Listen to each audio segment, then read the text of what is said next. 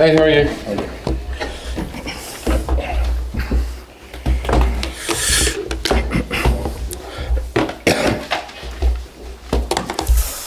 Hi guys, we'll start with the broadcast section with no embargo, followed by an embargo section. No live tweeting during the broadcast section, please, and use the microphone provided. James.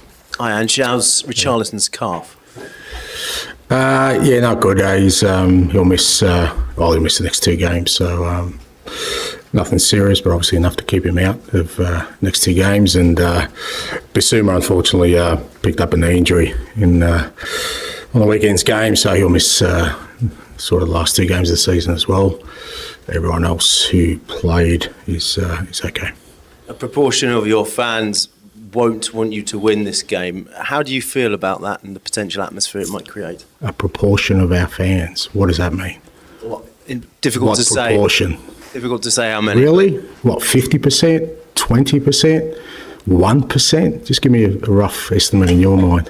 I don't know. You don't know? Okay. We'll find out. So let's answer a question we don't know the answer to.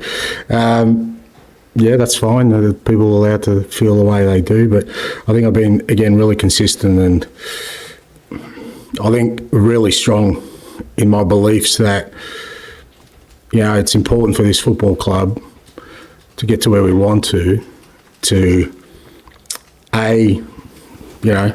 not look for some silver bullet that's going to get us to where we want to. It's hard work, it's perseverance, it's resilience, it's quality that'll get us what we want.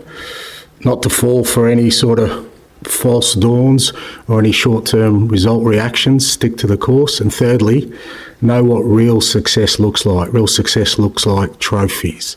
Anything else in between, bragging rights, whatever it is absolutely meaningless to me, to anyone involved with me. We've got a game tomorrow we want to win. How might the players handle that atmosphere, though? Do you think it'll have an impact? What atmosphere? You haven't told me. So you think that the majority of our fans are going to want us to not win tomorrow night? I don't see it that way. I think the majority of our fans will create the atmosphere they've always created at our home games. And as I said, irrespective, we've got a game of football to win, and that's what we're going to try and do. And how much confidence can you take from your recent home record against Manchester City?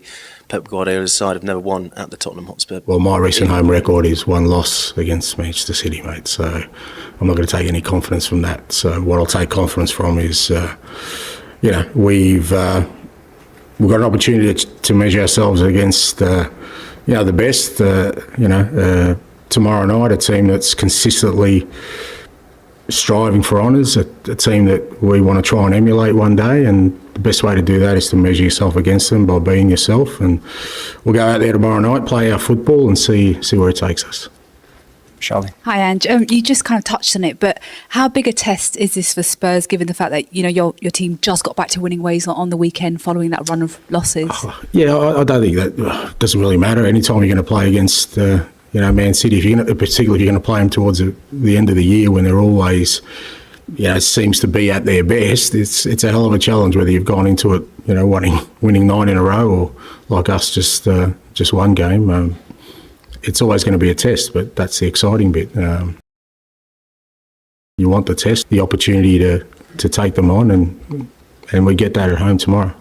In terms of the Champions League race, if Villa beat Liverpool tonight, they will secure it for next season. Will you be watching the game? Will you be keeping an eye on the result of that match? Yeah, I'll be watching the game because it's a good game of football, 2 good teams, and I never stress or worry about things I can't control. And what I do know is we've got 2 games to go, 6 points to play for, and we want to try and see how many points of those we can get. And finally, just going back to Richarlison, will he travel with the team to Australia next week? Just depending on the medical treatment. I mean, the whole group will travel to Australia unless there's medical treatment needed. Ian. But he wouldn't be available for the game because it's just too close, yeah. Hi, Ange, how are you? I'm good, mate. If a proportion of the Spurs fans, and in my straw poll of knowing 4, 2 want you to win, 2 don't. So you reckon it's 50% of our fan base, according to your fan base, poll? I know, yeah. If a proportion don't want you to win, nearly every Arsenal fan I know does want you to win tomorrow night. Have you ever been in this position before? You've known this position before? What's that?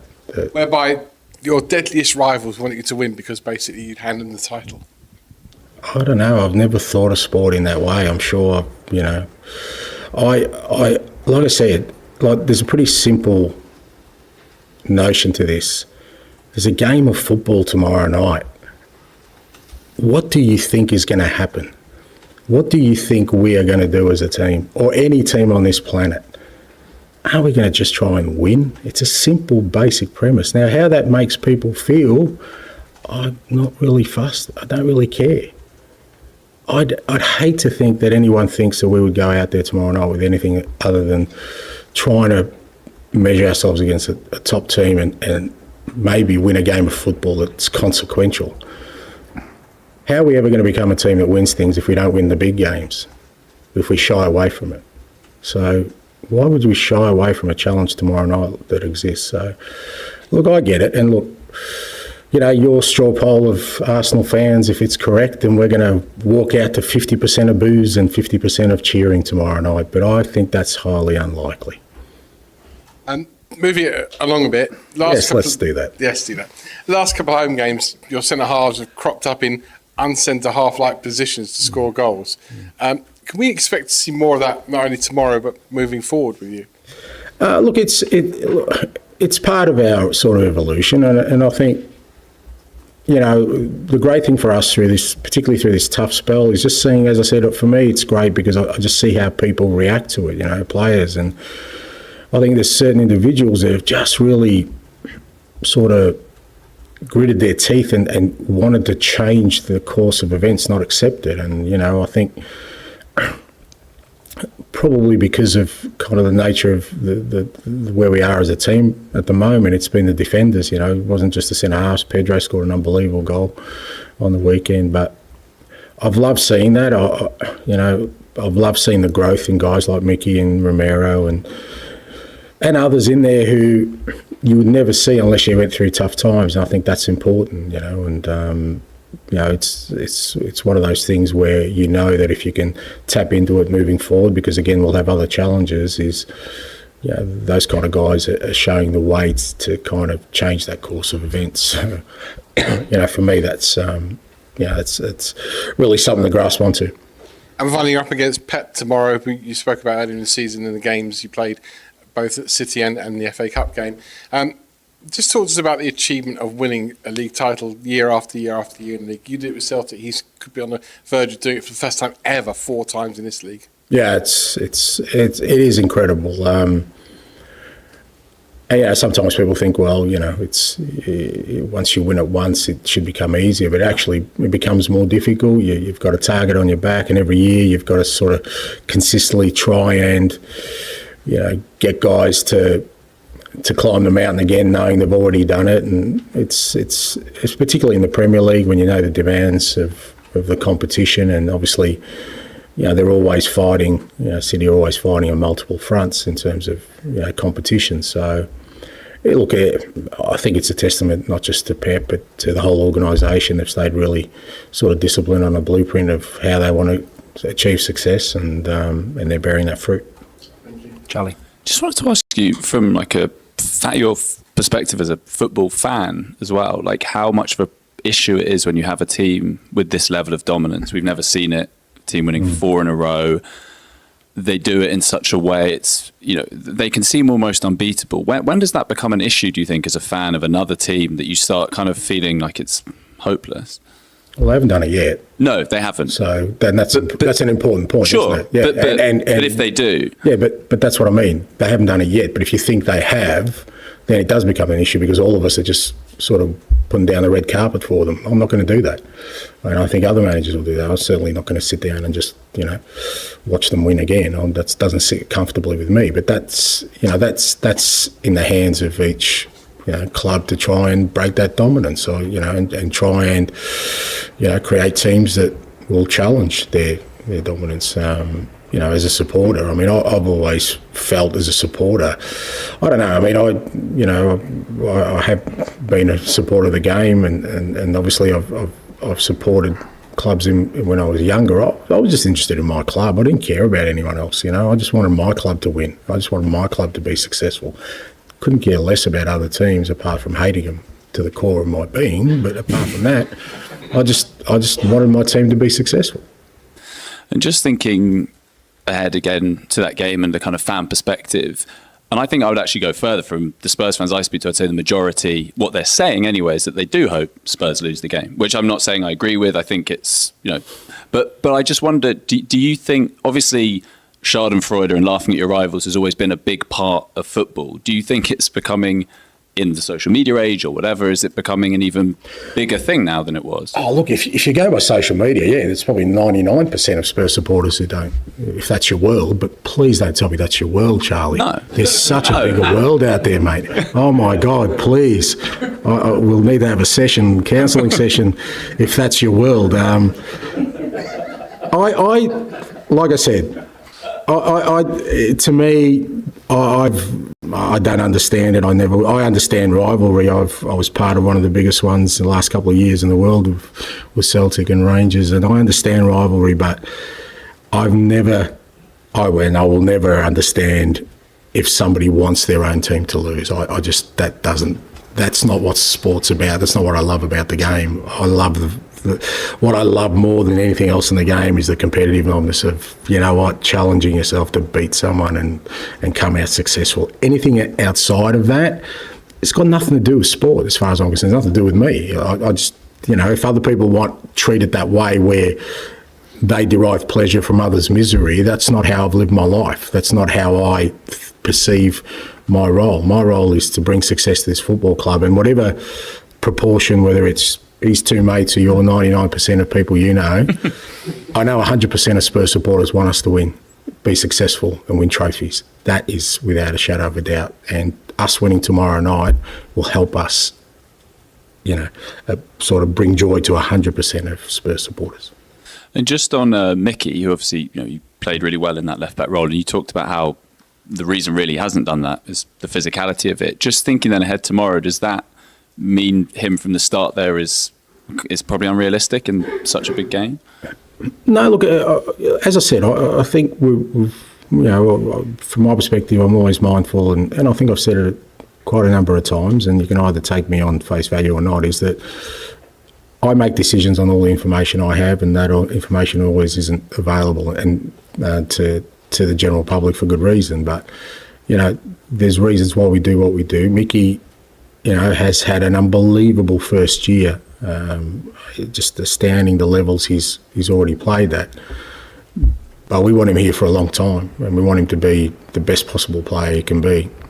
And part of his year has also mean he's had a couple of injuries that we've got to be really careful about how we use him, where we use him, and why we're using him in those areas. Not just him, like a lot of the players, particularly, when you're talking about the physical output we need in different areas. So, from that perspective, it doesn't mean we wouldn't play him there tomorrow night, or we wouldn't play him there on the weekend, or like we did use him. But all these decisions are made with, the full knowledge of the information we have at hand, and I'll always do what's best, I think, for the club.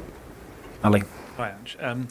We saw you on the pitch with your family in the lap of appreciation after the game. It looked like a lovely moment. The whole stadium was singing your name. Was there slight mixed feelings for you? Because when you normally do those, you've got this history of having trophies when you do these lap of appreciations. Is that something that kind of you appreciated the pride of the moment, but also drive you on to provide more next season?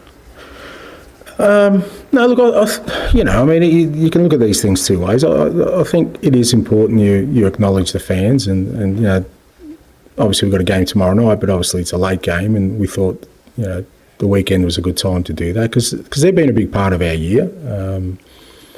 They've kind of stuck behind us from day one. I think they've appreciated what we've tried to do, and a lot of our home games this year have ended in pretty exciting victories, and I think that the supporters have helped. So it was a good chance to just sort of say thanks to them for their support this year, and I think that's important.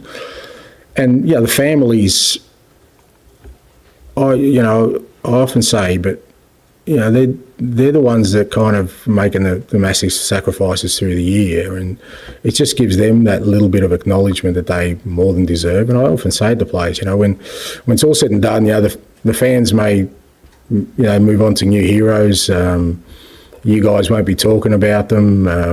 People won't be calling them up as as much as they used to, but their families will be there even after their playing careers are finished. So it's important you appreciate them while you're in your career. Don't wait till after. So, I thought, look, it's a nice moment, but I wasn't out there celebrating anything. That's for sure. That'll come. That's the plan. But at the same time, you should take a moment to just be thankful. I think, for me, that's what's important in that moment. Thankful for the club I'm at, the supporters who are supporting me, and most importantly for my family who allow me to do what I want. Just back on Richarlison quickly, it seemed like he was left out of the Brazil squad for the Copa America because of his injury. Would he have been fit or not? Now you've got the scan results. Would he have been fit if selected to play at the Copa America? No, he probably missed 3-4 weeks at least, I think, from what I understand, from what the guys are telling me. Yeah. Just the last one quickly. Dane Scarlett came on, looked quite bright at the weekend. What's the next step for him? What's his kind of development? Where does he go? Yeah, look, he's like a lot of the young guys. It's just about making an impact when you get opportunities, and then trying to build a body of work that allows them then to progress their careers. Dane's had probably a bit of a frustrating year for himself. That his loan move didn't work out, and obviously he's had limited opportunities in the first team. But he's there. He's in the squad at the moment. He got some minutes the other day. He had a couple of good moments. Might get opportunities in the last 2 games. It's like any other young player. You've got to take the opportunities before you and make an impact and sort of grow your career. George. Hi, Ange. You mentioned Bissouma's out tomorrow. Will that be a sort of straight swap with Højbjerg as it has been, or will you look at other options? No, we've got some options in there. Obviously, Pierre and Rodri came on, did well the other night to replace Biss, I thought, and Skippy's always an option in there. So we've got some options in the midfield. Disappointing for Biss because like I said, I thought his last 3 games, I think he was back to sort of his early season form, and he felt that as well. He's had a disrupted season, so. But as I said, it's the way our season seems to have gone. No one's had a real clear run of games to really kind of build on, and disappointing for him. He was desperate to play, and would have done anything to play tomorrow night. These last 2 games, but again, I think with Biss this year, as much as it's been disruptive for him, I just think it sets him up really well for next year because. He'll know where our expectations are. He'll know the levels he can reach playing our football, and I'm sure he'll start pre-season ready to make an impact. And you mentioned about some of the young players in terms of Dane. I mean, Man City have obviously got a lot of money, but they've actually produced a lot of really important academy players. Where do you sort of look at the Spurs academy at the minute? You spoke about it a few months ago. Have you been impressed with what those guys have done over the last few months, and do you think some of them could push into trying to force their way into the first team next season? Yeah, look, I think there's definitely this year that the under 21s, the under 18s have shown some real promise and some real growth, which is important. But it's a big step between that and playing first team football, and I think you mentioned Manchester City. There are various ways to get to first team. The guys like Foden and Palmer, kind of didn't go out on loan, stayed there and trained with the first team without many opportunities and eventually broke through. Others went out on loan, and so I think there's different ways. But what I do know with young players is your best chance of having them come in and sort of make an impact is to have a real stable senior environment, and that's what we're trying to build at the moment. I don't think throwing youngsters in when things are chaotic or things are turbulent is the best time, even though sometimes there's a tendency to do that, when you're desperate, just throw young players in. I think for real development, for the ones that you really believe, have got a potential to make it is, can you bring them into an environment where it's already established, in terms of the way the team plays, in terms of the culture of the place, and, in terms of the first team, that's what we've been trying to build this year. Okay, we'll end the broadcast section there. Move on to the embargoed section, starting for 10:30 p.m. tonight.